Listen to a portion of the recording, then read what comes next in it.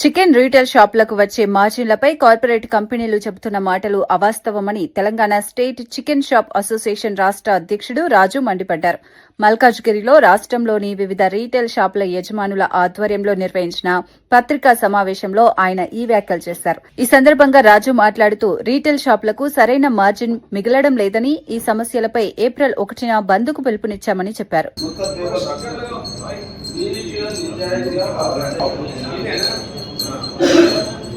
ఇదే ఎందుకు చెప్తున్నాం అంటే మాకు వాళ్ళు స్కిల్లెస్ రేట్ చెప్తారు. 13 rupees divided by 1.65 ₹7.87 1 kg live weight loss amount ₹44.50 మాకు మిగిలినాను. ₹13 వెయిట్ లాస్ మాకు పోతుంది. దానికోసం ₹31.50 1 kg మీద స్కిన్లెస్ అమౌంట్ మార్జిన్.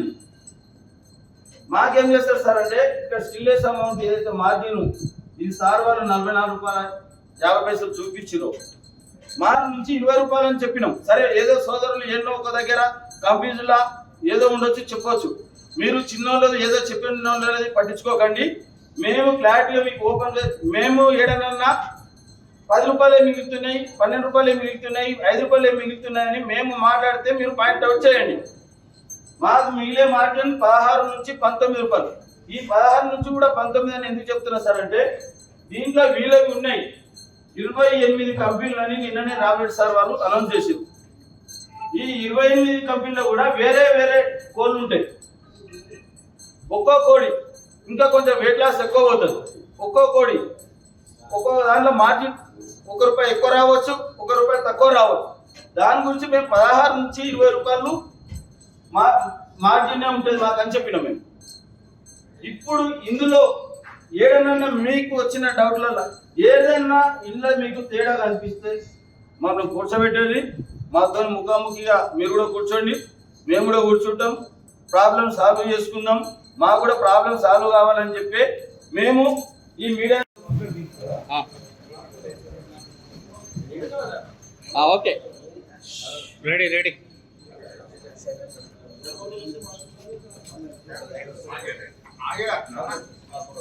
కొద్దిగా ముందుకు రా.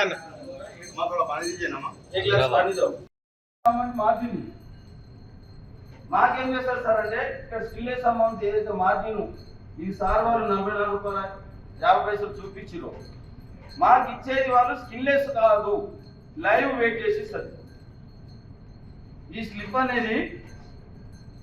అనేది లైవ్ మాకు ఇచ్చేది స్కిల్లెస్ కాదు. Amount 44.5 - 13 rupees = 31.5 1 kg skinless margin 31.5 divided by 1.65 19 rupees live KG మీద మార్జిన్.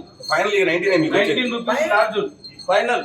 నేను అనేది ఏంటంటే మేము ఆడ రాసిచ్చినాం తెలియలేక ₹30 అని రాసిచ్చినా సరే మాకు తెలియలేదు ₹30 రాసిచ్చినాం. ఆ తెలియలేదు ₹30 ఏమంటారు మేము ఈ ₹19. మీరు చేసేది ఏంటి? సప్లై చేసేది ఏంటి? సప్లై తీసుకున్నావా? అయిపోయింది. బ్యానర్ అయిపోతుంది. ఒకసారి బోర్డు కూడా చెప్పిన అది కూడా చెప్తా.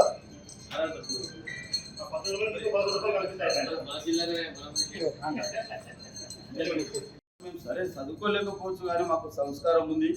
గతంలో నేను కూడా ఇదే ఫీల్డ్లో 30 సంవత్సరాల నుంచి నేను కూడా పనిచేస్తున్నా. మా సోదరులు కూడా అందరూ గత 20 నుంచి 30 నుంచి 40 సంవత్సరాల నుంచి ఇంట్లో ఉన్నోలే. అన్ని లోట్లు పాటలు కూడా మాకు తెలుసు. కోడి పెరిగే దగ్గరికి వెళ్ళి సచ్చే వరకు కూడా మాకు లోట్లు పాటలు తెలుసు.